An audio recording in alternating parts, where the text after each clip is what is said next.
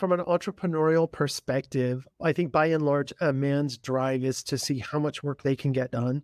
And so we end up working 80, 100 hours a week, and it's at the sacrifice of everything else in life. But what is the perspective from women in terms of work-life balance, and how have you found to navigate that? Well, mine has changed a lot over especially the last 3 or 4 years. It was nothing but work for a long time. And then I would try to fit life in around it. And the fact is, if you don't make life your work and vice versa, you can be completely swallowed up with it to the expense of everything that's important.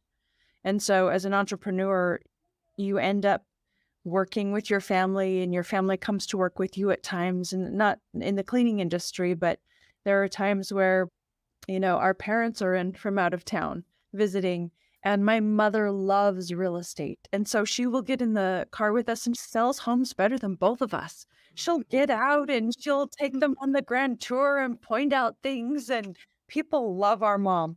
But for me, you have to incorporate work and life together, because that's, especially at this age and stage of life for me, that's the only way that I can find balance. That's phenomenal. I think it's always trying to find that balance. How about you, Brooke? How have you found to create some sort of balance in your life where work can still be meaningful, that family and relationships can still have a place? Yeah, I think the balance is so important. And that's one of the reasons that I did want to get into real estate so that I could be an active part in my son's life. I was able to volunteer at his school and be team mom for his baseball team and those kinds of things. And try and build my life in a way that I was there and present for him. And now that he's grown and has made me a grandmother, I'm able to do that still. So I do cherish the time that I have with my family and in my home, and love that real estate affords me that opportunity. And real estate can be all consuming. You work nights and weekends and holidays and times when other people aren't working because they have time then to go see the homes. So it really can be all consuming if you don't have those boundaries in place and create the balance, your work life balance. Wow. And I think that's so phenomenal. You were able to take time, through your kid's life to actually be there as a parent and not just work all of the time. You had even mentioned, you said Little League.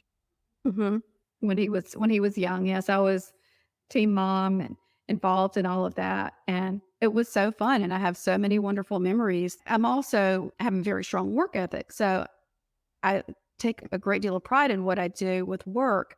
But like you said, Regina, you're going to look back and what are your memories going to be a decade later?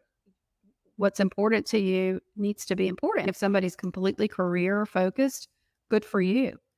But I think you need to find what is important and pour yourself into that. And mine happened to be family and career. So I'm very happy that I've been able to do that.